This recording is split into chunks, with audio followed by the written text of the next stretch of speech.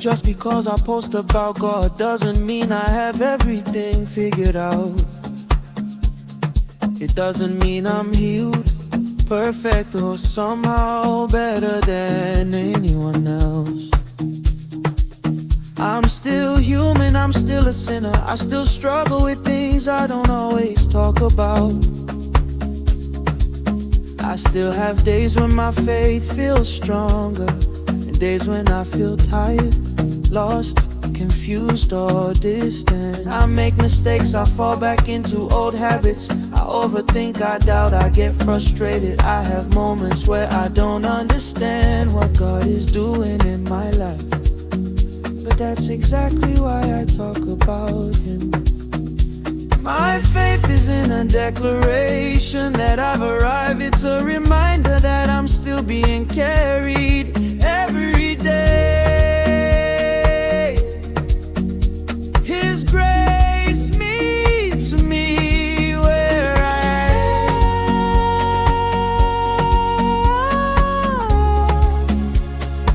Not where I think I should be, not where everyone expects me to be.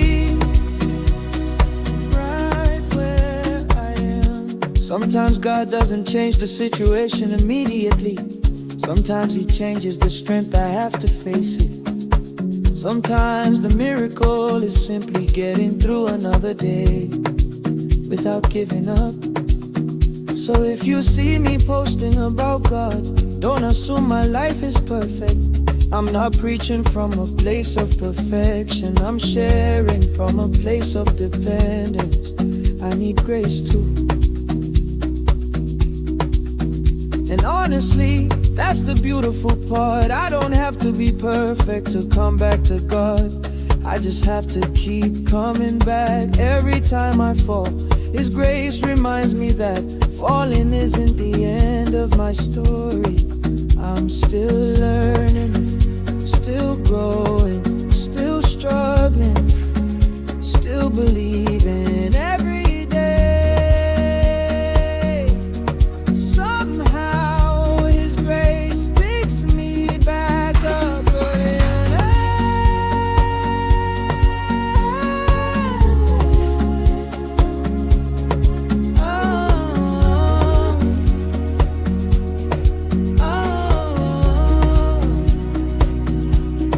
And every day somehow His grace picks me back up. Was I in every day? And somehow His grace picks me back up. Every time, every day, somehow His grace picks me back up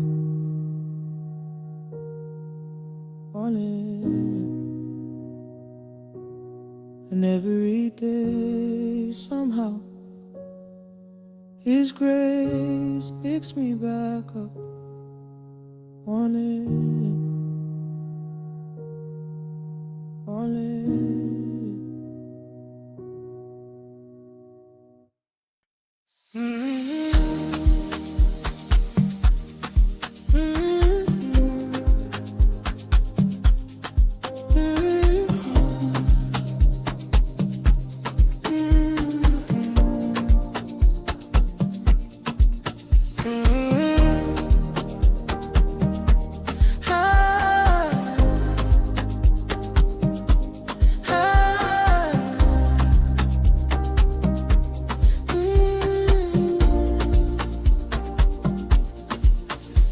When the night was without stars and the moon had lost her way, a golden bird rose from the darkness where the ancient shadows lay.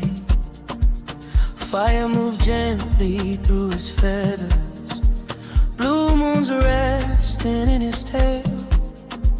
Each shining eye held a vision, each bloom concealed a sacred trail. Oh, the elders gathered near the fire as his spirit crossed the sky. They knew he came from worlds unseen, where dreams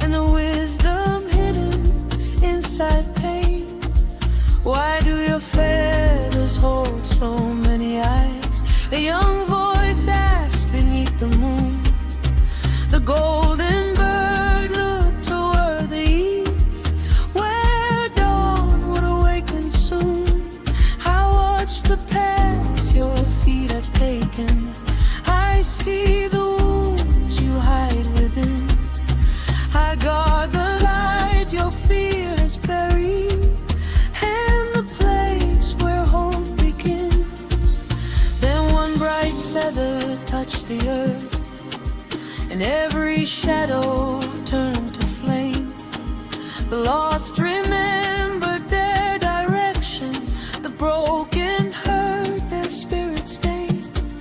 Before the sunrise he disappeared into the smoke above the trees, yet golden sparks remained behind him, moving softly with the breeze. And when the darkness tests your courage, remember what the firebird knew. The eyes of heaven are never closed, the ancestors still walk beside you, and the light you seek in distant worlds has always been alive in you.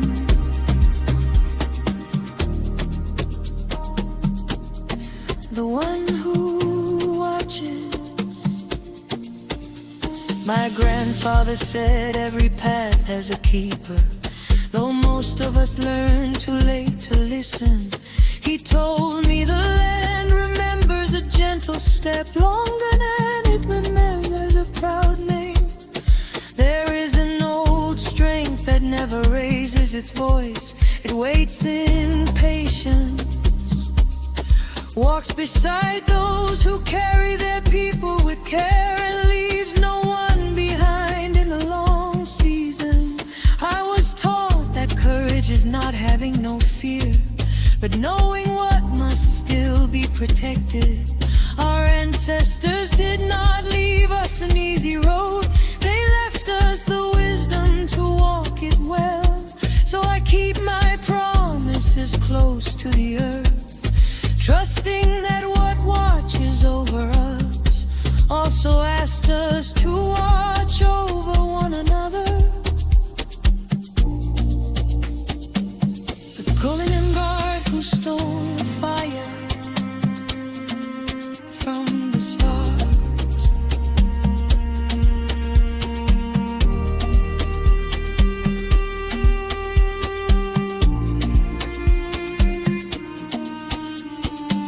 in the first night of the world, when darkness covered every land, the people waited without fire, warming hope between their hands.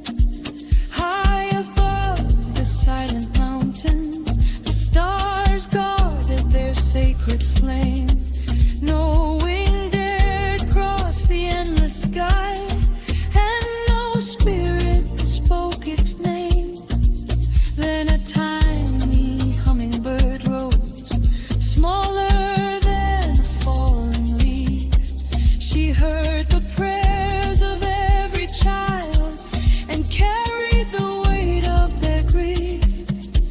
The eagle warned the path is distant, the bear said night will test your sight, but she replied, a willing heart can cross the deepest dark for light.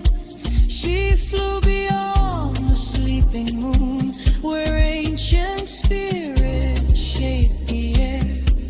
Her wings beat like a hidden drum, and the ancestors gathered there.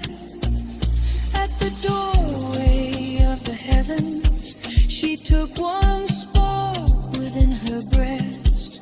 It burned like truth inside her feathers, yet still she did not stop to rest.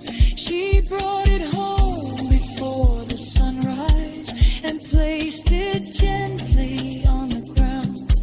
The spark became a sacred fire, and grateful voices rose around, but traces of that flame remain, woven through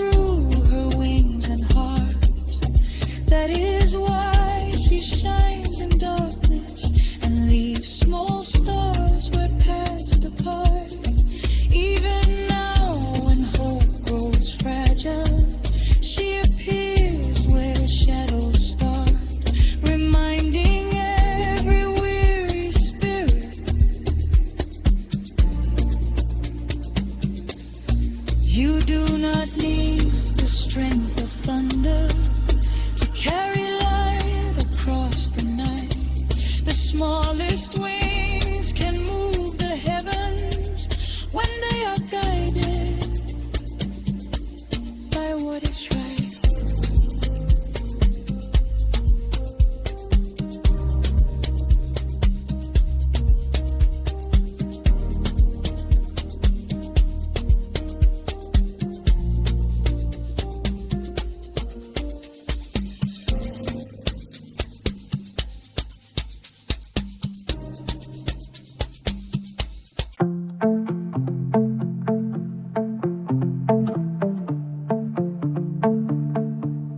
The dragonfly is a master of precision and clarity, possessing acute vision that allows it to navigate its complex world with unparalleled accuracy.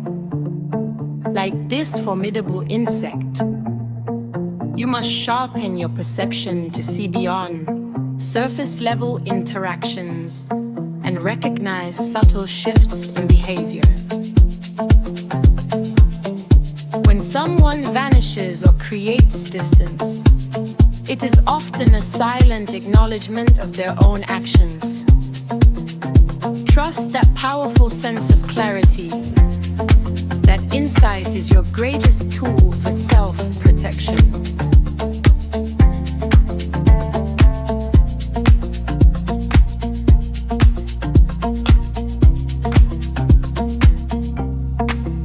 The sudden avoidance you experience isn't about your failure to connect. It's about their inability to face the truth. Silence is a choice, and when someone avoids you after wronging you, they are prioritizing their comfort over an authentic apology. You don't need a formal apology to know what happened. Your focus must remain on your path and purpose. Just as the dragonfly maintains its focused flight regardless of the wind, rising above the low-level noise.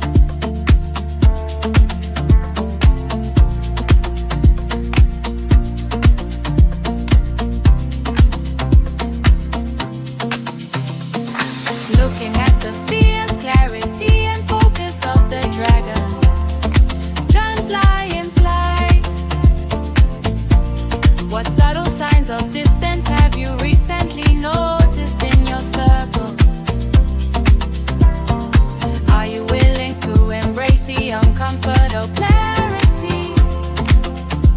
That some people's silence is actually a confirmation of their behavior. How will you use this profound insight to protect your peace and confidently choose the company you keep moving forward? Tell us, which relationship in your life is asking for your direct, unapologetic attention?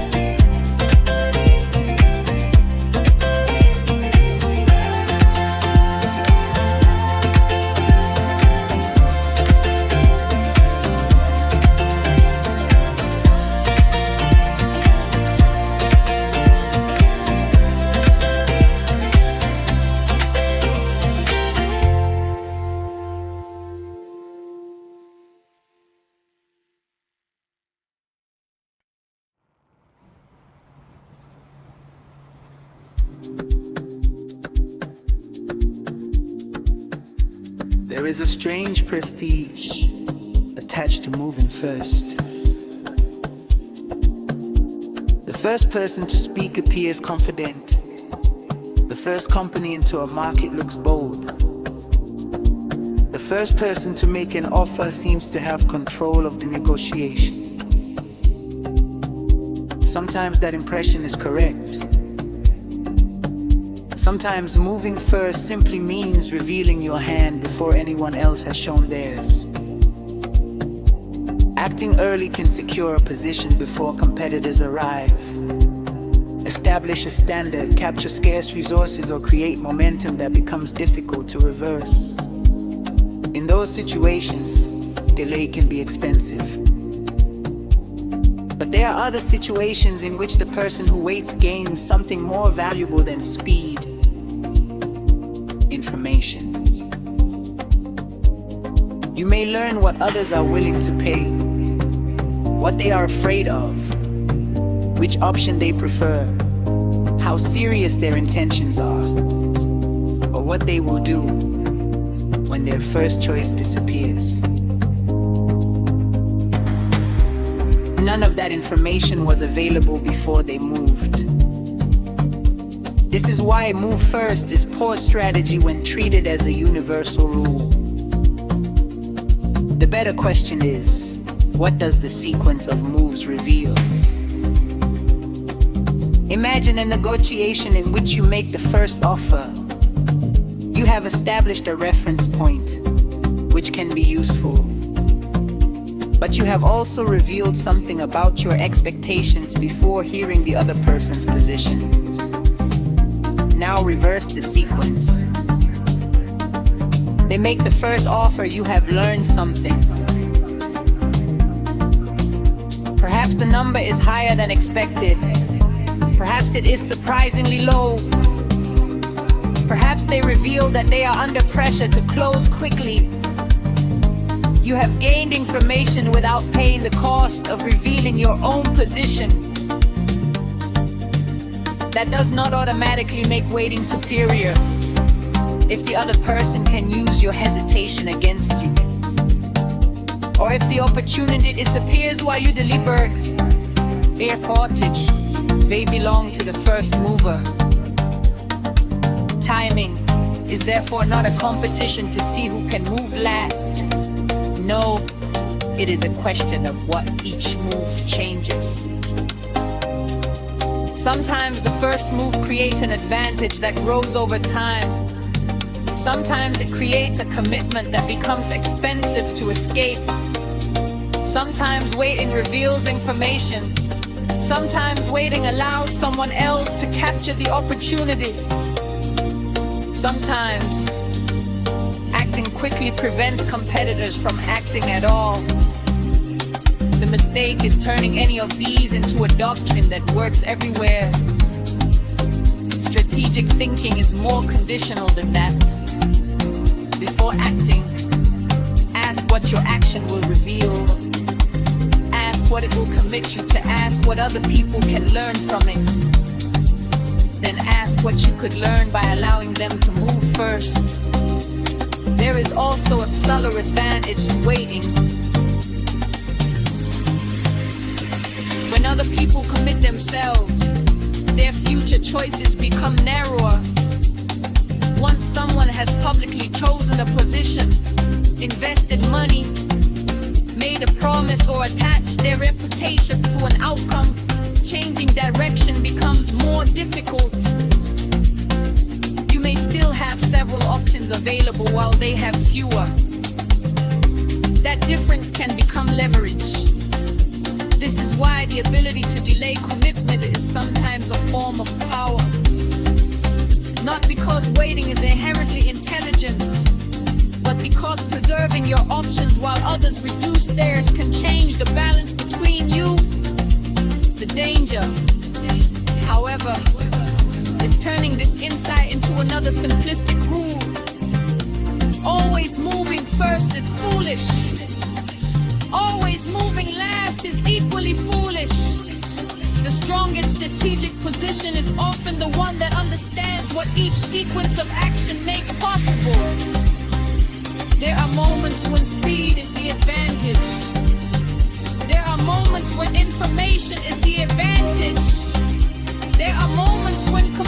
creates power. There are moments when commitment destroys it. The person who understands timing does not ask, should I act or wait? They ask something more useful. What changes if I wait? If the answer is nothing, delay may simply be hesitation. If waiting reveals information, changes incentives, preserve options, or allow someone else to commit first, then time has become a strategic resource. And that is the real first move illusion. Being first can give you control of the situation. But sometimes being able to watch the situation develop before committing gives you control of the decision.